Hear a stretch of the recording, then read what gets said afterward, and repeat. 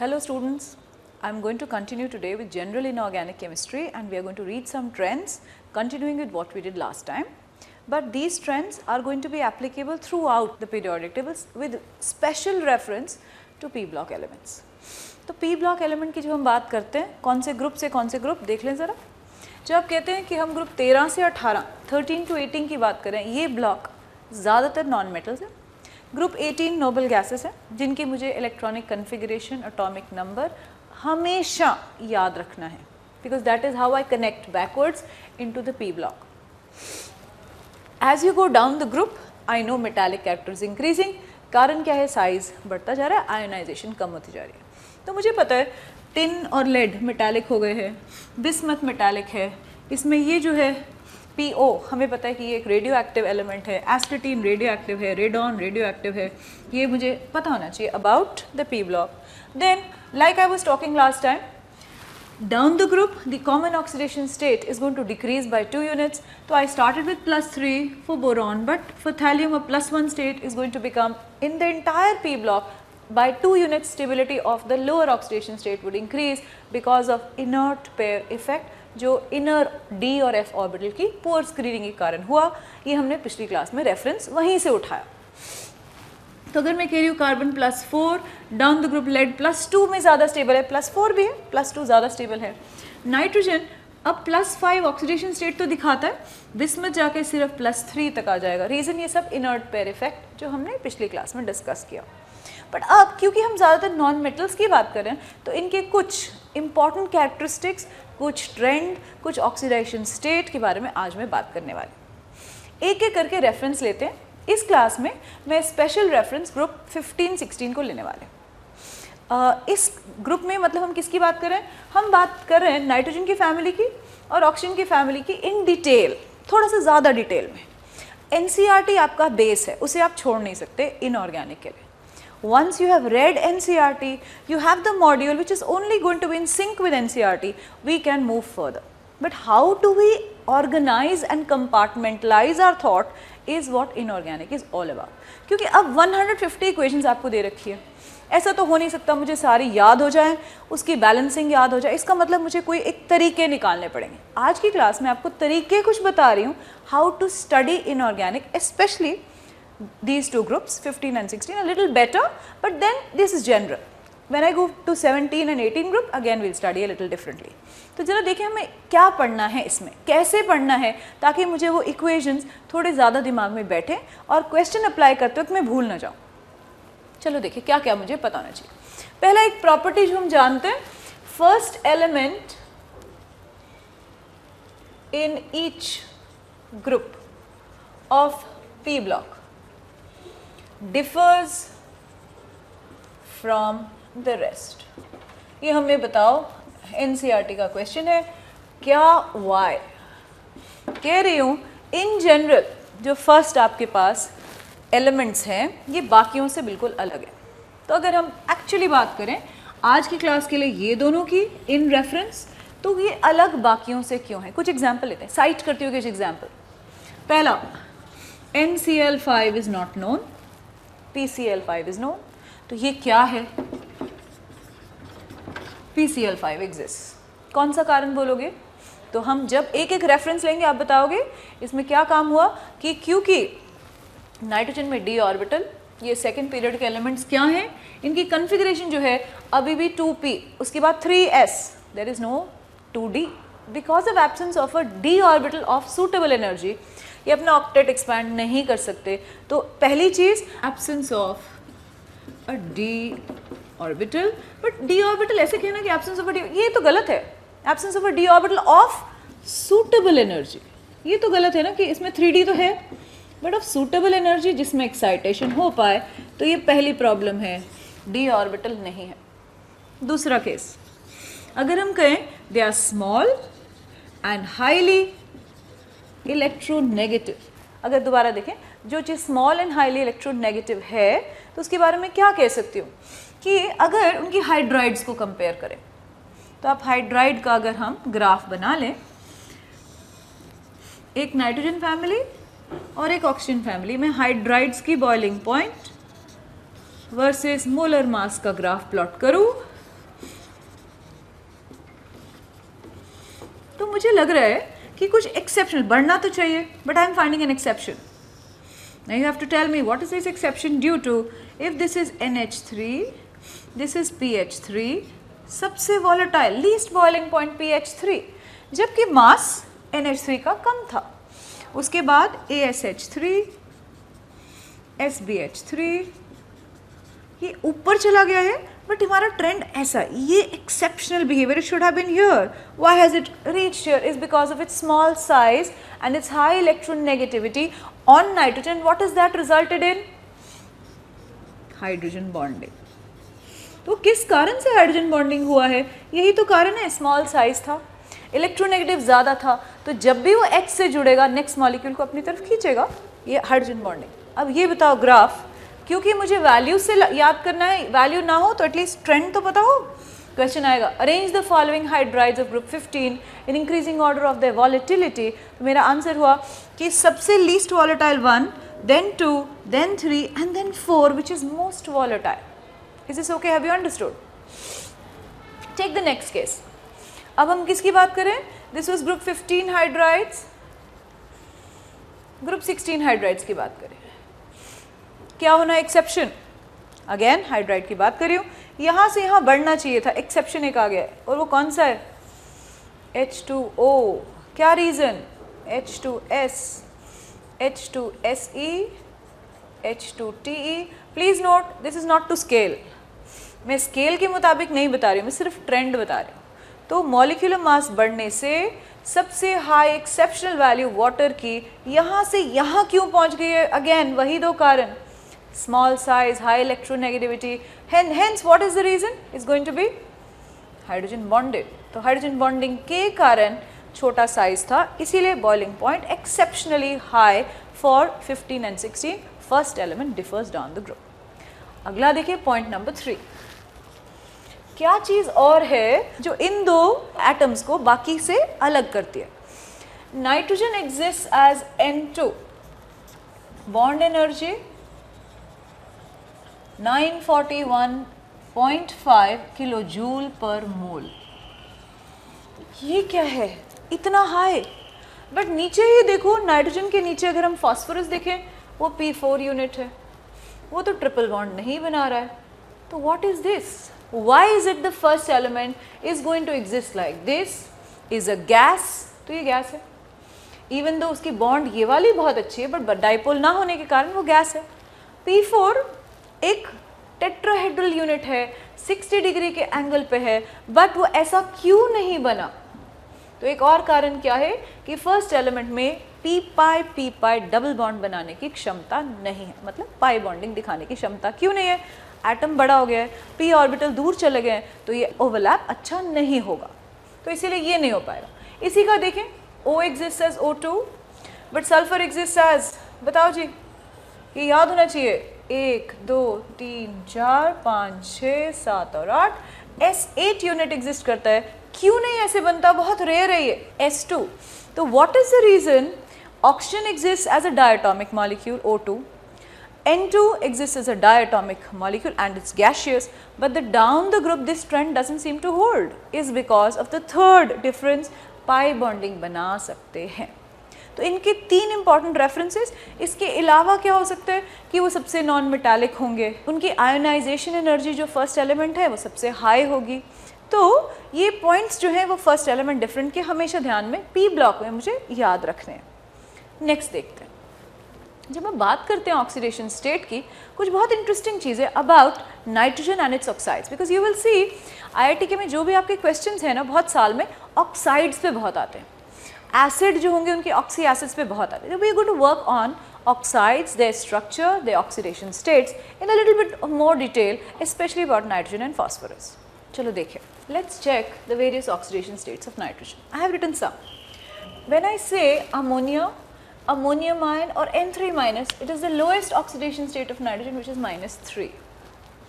Then I have N2H4 hydrazine, which you can see is a -2 state, 0 state, +1 N2O nitrous oxide, +1, +2 N2O3 is a +3 state, N2O4 is a +4 state, and the highest is a +5 state.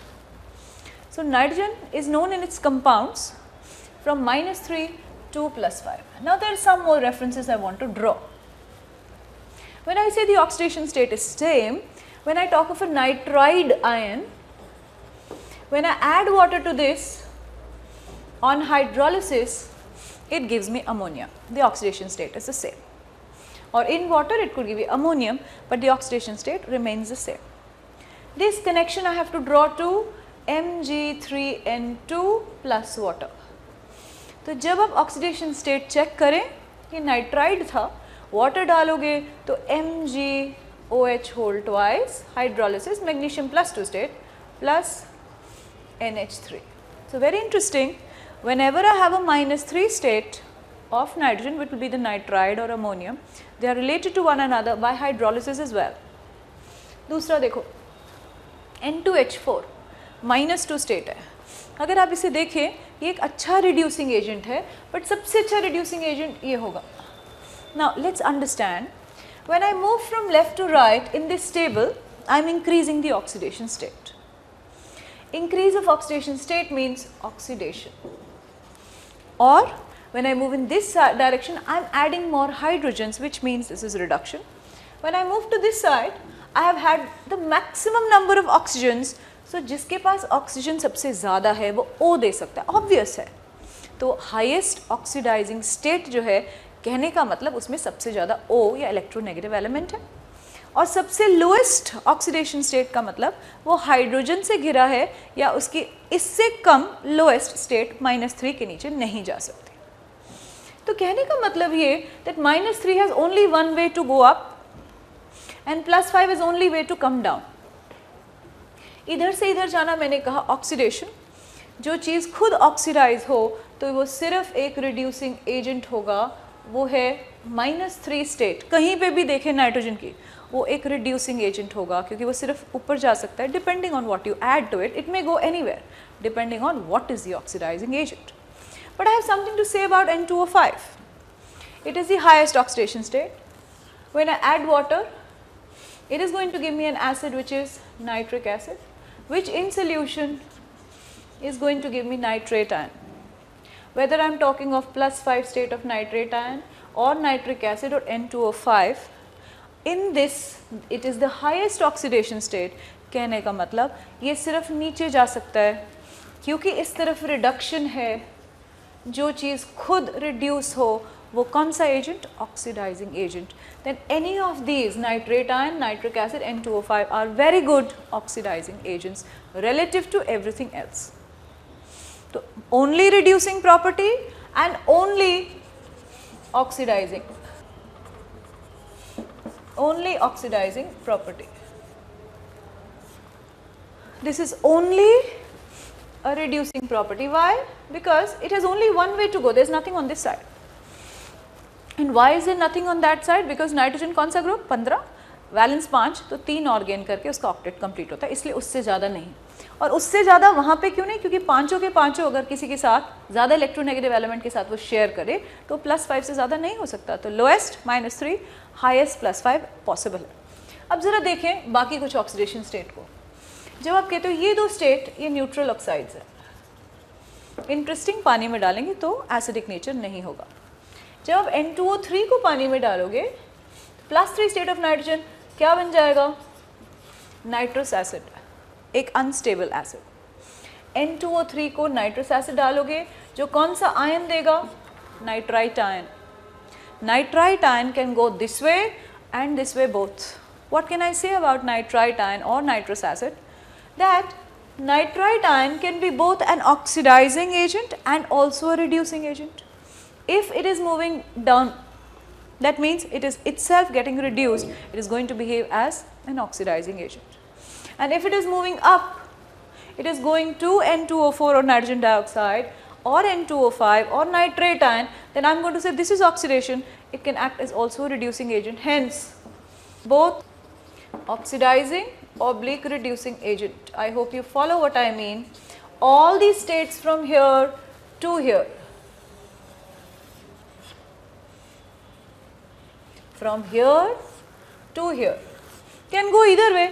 Hence they are what? either oxidizing or reducing. I hope you are connecting to what I am saying. There is something else about nitrous acid. It is not a stable acid. The moment you make it, I have never seen nitrous acid in a bottle. Why? Because it undergoes disproportionation to give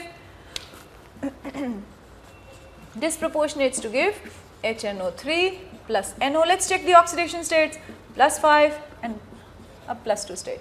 This was a +3 state. So what is this and what is this? Oxidation and reduction. Remember, nitrous acid unstable है, मिलेगा नहीं. N2O3 से वो जब भी आप बनाएंगे वो डिस्प्रपोर्शनेट होने वाला है. I hope you understand disproportionation. Disproportionation का मतलब है एक हायर और एक लोअर ऑक्सीडेशन स्टेट में पहुंचना. +3 से +5 ऑक्सीडेशन, +3 से +2 is going to be reduction. So this was about nitrous acid. Now let's look at this. I have nitrogen dioxide, which is a brown gas. It's an acidic oxide.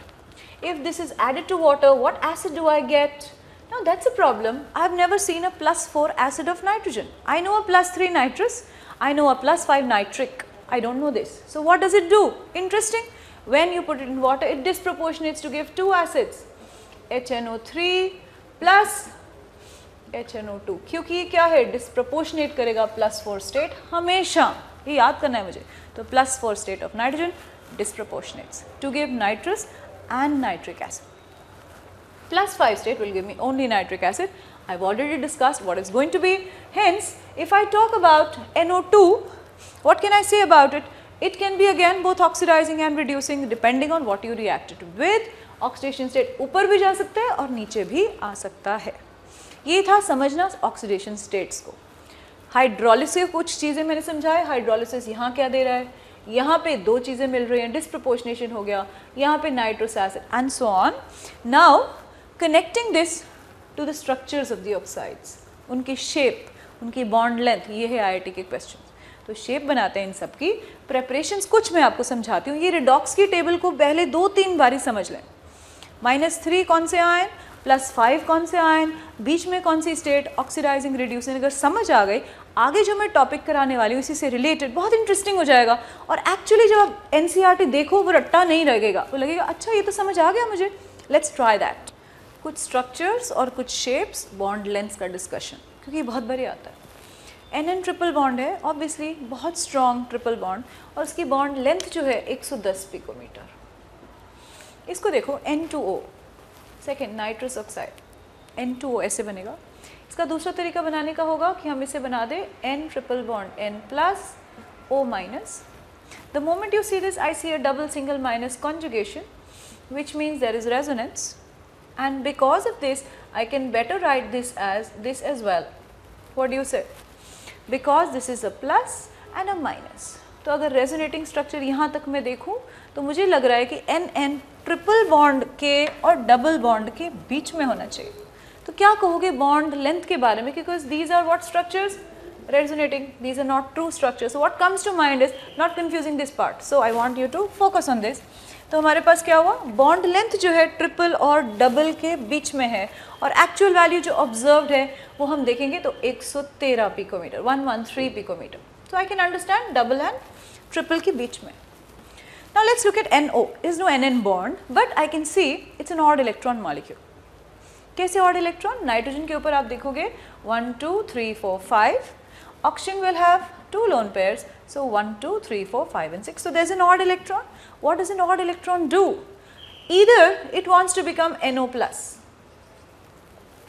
If it does that, remember molecular orbital? This is a 15 electron system. The moment it becomes 14 electron, it has a bond order of 3. Connect करो, stable बनने की कोशिश करेगा. तो NO जो है NO dot निकाल के एक बारी स्टेबिलिटी NO प्लस में बना सकता है 1. दूसरा डाइमराइज कर सकता है, एक लूज डाइमर बनेगा. क्या होगा उससे? वो जो ऑड इलेक्ट्रॉन 2 जुड़ने की कोशिश करेंगे तो NO can 1 form a dimer for stability, or it can lose an electron, and in doing so it attain a bond order from 2.5 going up to 3. So connect to NO. N2O3. पहले देखिए इसकी preparation क्या है. देखें तो एक odd electron लिया मैंने NO और एक ऑड इलेक्ट्रॉन लिया मैंने NO2, और अगर मैं एक नया बॉन्ड बना दूं तो ये बनेगा ना N2O3. तो actually it is formed from NO and NO2. When you heat them together, they are going to now result in N2O3, which is again very unstable. It's a blue color solid and it's a conductor as well. What do you think is the cause for a conductivity? Because it will want to form, that is how it will want to break. तो conductor वो क्यों होगा? Because ions में split कर सकता है. NO plus क्या कारण? बॉन्ड ऑर्डर 3 में जा रहा है और NO2 माइनस स्टेबिलिटी आ रही है रेजोनेंस की. तो ये N2O3 ब्लू याद करना है, आयनिक नेचर याद करना है.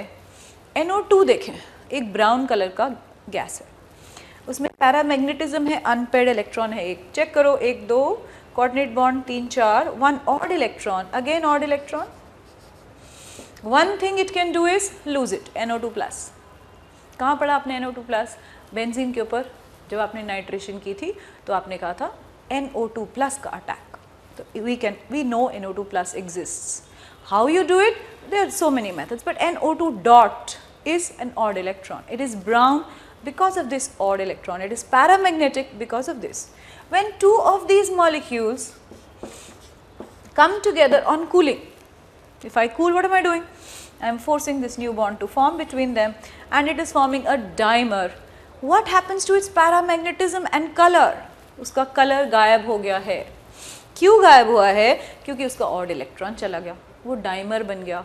और दूसरी चीज़, उसका कलर और पैरामैग्नेटिज्म दोनों जाने का कारण ही है N2O4 एग्जिस्टेंस ऑन कूलिंग. तो इक्विलिब्रियम है, 2 moles of NO2, equilibrium, cool becomes this. If you heat, color, this is brown and this is going to be colorless. Connect to N2O4 existence and color. अगला देखें, N2O5. N2O5 का structure है ये, N bond है नहीं, oxidation state check करो +5. N cannot form 5 bonds is a common question, but वो +5 oxidation state कैसे दिखा सकता है? तो आपका कारण ये है, वो बॉन्ड तो 3 ही बना रहा है, एक कोऑर्डिनेट बॉन्ड उसने डोनेट किया जिससे उसकी ऑक्सीडेशन स्टेट +5 हो सकती है, और वो 5 बॉन्ड उसने सेपरेट नहीं बनाया, ये कोऑर्डिनेट था. Which means this is a plus and this is a minus, is another way of representing it. Again, N2O5 is an anhydride of HNO3. I hope you follow why. पानी में डालेंगे तो HNO3. N2O5 का structure देखेंगे, ये दो अलग bond length होंगे, ये बताओ कारण. ये दोनों बॉन्ड लेंथ बराबर हैं, ये वाला दोनों बॉन्ड लेंथ बराबर है. So I am saying this. But how can a pi and a coordinate have same bond length? And that is due to double single lone pair. So interestingly, the moment you see molecules with double single lone pair, equivalent structure, what can I say? Because in NCERT they are just showing one bond length.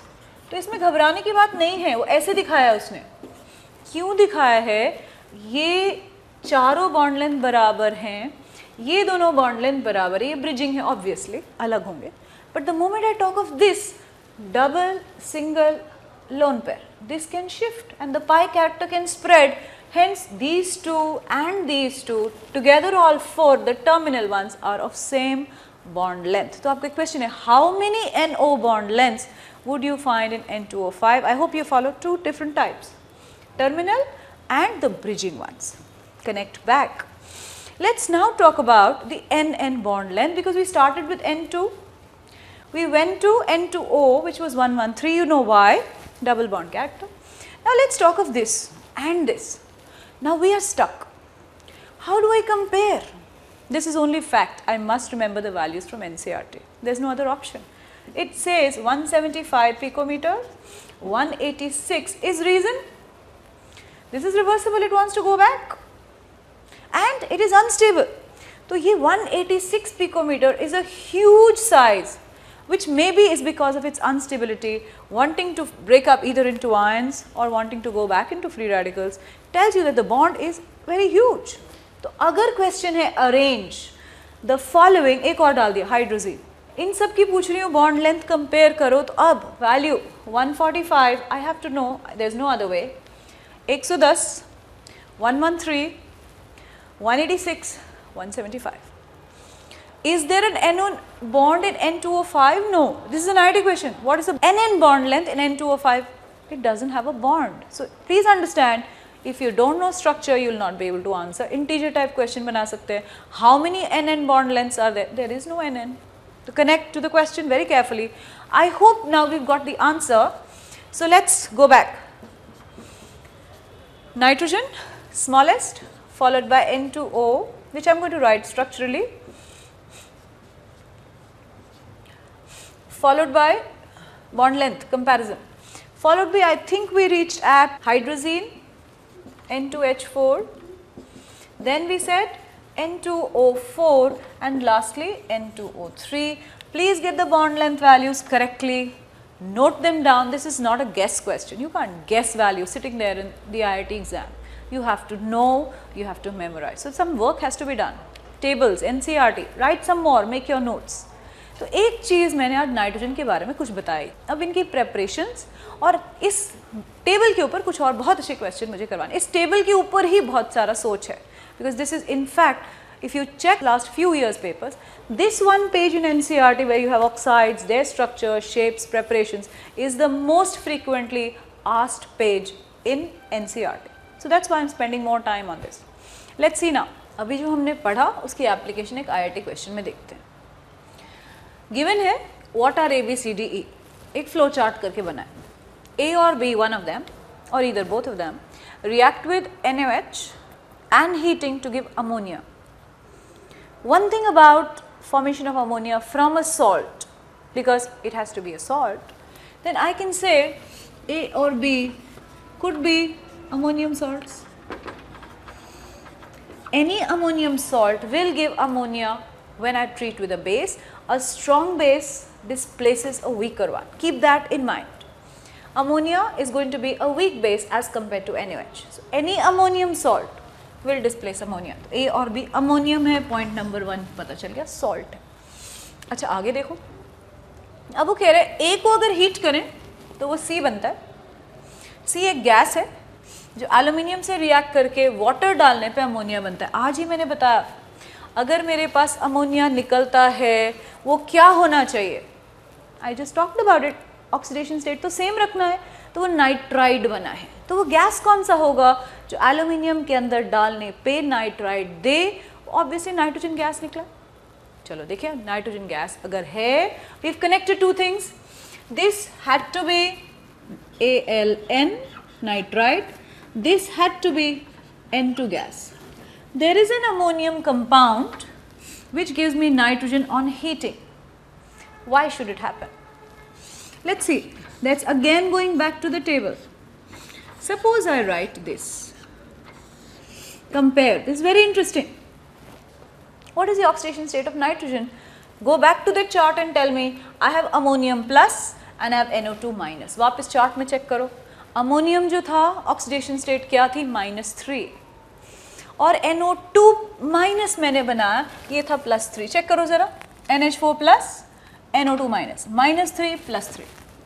अब अगर ammonium का nitrite salt लूँ, what comes to mind? I have an oxidizing and a reducing agent in the same salt. ये क्या stable होगा?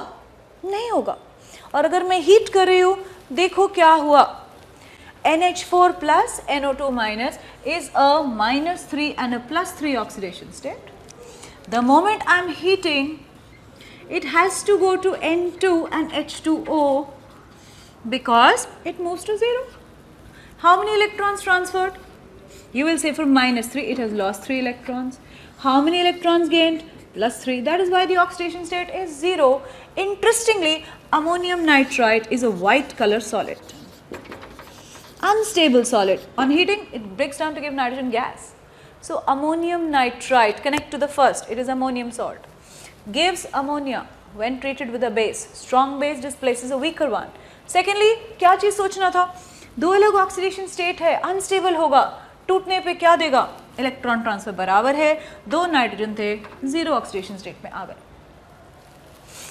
यहाँ तक पता चल गया. ये कौन सा सॉल्ट था फिर, NH4 NO2. ए तो पता चल गया. अब वो कह रहा है B on heating again gives E, some other. that is also an ammonium salt. On heating gives E something else. Now what could this other thing be which is ammonium salt but gives you another gas E? Now let's connect once again. NH4 NO3, वही चीज सोचना है. Oxidation state मुझे बताओ क्या लिख दिया मैंने. अब लिखा है -3 and +5. What can I say about -3 +5 states? I know that in this case when I have a -3 and a +5 state, redox फिर से होगा. अगर प्रोडक्ट मुझे नहीं भी पता, ये बताओ चेंज कितने electron? 2 electron over 2 different atoms. तो average value is 2 electron upon 2 is a +1 state. +1 का ऑक्साइड कहाँ से पहचानो कौन सा है? दिख रहा है मुझे N2O is in the table a +1 oxidation state. Check करो यहाँ हुआ +1 ऑक्सीडेशन स्टेट है, नाइट्रस ऑक्साइड. वापस देखें, 2 अलग नाइट्रोजन के ऑक्सीडेशन स्टेट्स +5 -3. अगर N2O बना रहे हों जो एक +1 स्टेट है, चेंज बताओ. -3 से +1, तो इसका मतलब 4 इलेक्ट्रॉन उसने लूज किए होंगे. और +5 से +1 उसने 4 इलेक्ट्रॉन गेन किए होंगे. बिल्कुल सही. तो how do I get N2O? Preparation check करो. नाइट्रस ऑक्साइड 2 अलग ऑक्सीडेशन स्टेट से हमें मिल सकता है. White colour solid on heating leaves no residue is a IIT worded question. So make a note, white color solid leaves no residue because what you're getting is only gas. Again, white color solid leaves no residue. Products are only gaseous. जब heat करोगे ये भी gas, ये भी gas. The moment लिखा हो white colour solid अगर residue नहीं छोड़ रहा, उसमें मेटल नहीं है. क्योंकि कोई भी मेटल अगर आप किसी भी फॉर्म में हीट करोगे रेसिड्यू में तो रहेगा. तो वो कौन सा केटायन होगा? अमोनियम होगा. That is where I connect. दूसरा उसने हिंट दिया है NaOH डालने पर अमोनिया बनता है. कितने इंटरेस्टिंग 2 रिडॉक्स के कॉन्सेप्ट. इन दोनों IIT क्वेश्चन में एक बार ही नहीं, 3 4 बार यही 2 पूछे गए हैं. प्रोडक्ट क्या, गैस कौन सी. इसका नाम क्या है? Laughing gas. अब इसका क्वेश्चन बन जाएगा laughing gas is the product. एक और हिंट दिया होगा एनेस्थेटिक. तो कनेक्ट करो, N2O जो है डेंटल ट्रीटमेंट में ऑक्सीजन के साथ एनेस्थेटिक. तो अगर लो कॉन्सेंट्रेशन में दी जाए तो ये एक सेंसरी सिस्टम में इफेक्ट करती है लाफिंग गैस. आपको एक्चुअली हंसी आती है छोटी कॉन्सेंट्रेशन में, और अगर ज़्यादा कॉन्सेंट्रेशन में डालें तो ये कुछ हद तक एनेस्थीसिया लोकल देने में काम आती है. तो ये यूजेस करेक्ट करना, कि क्वेश्चन जो है वर्डेड क्वेश्चन में बीच में आ जाएगा एनेस्थेटिक. नहीं पता होगा तो नहीं कर पाओगे. एक और है प्रोपेलेंट है. बताओ क्यों प्रोपेलेंट है? It's a good propellant because क्या करेगा, जब आप कहते हो N2O हीट करोगे वो N2 + ½ O2 देगा. Ratio of nitrogen is to oxygen हम 2:1 कहेंगे. एयर में नाइट्रोजन और ऑक्सीजन की रेशियो क्या है? अगर हम कहेंगे इट्स 4:1, तो which is going to be a better propellant? Oxygen जहाँ पे ज़्यादा मिलेगी, बर्निंग ज़्यादा स्पॉन्टेनियस होगी. N2O, laughing gas. Connect everything, put it all in your mind. Preparation from ammonium nitrate, from ammonium nitrite I got nitrogen. तो nitrogen की एक preparation आपने यहाँ से पढ़ ली. अब मॉड्यूल के क्वेश्चन करो. जो मैंने आज कुछ हिंट दिए उनको नोट करते चले जाओ. Do well.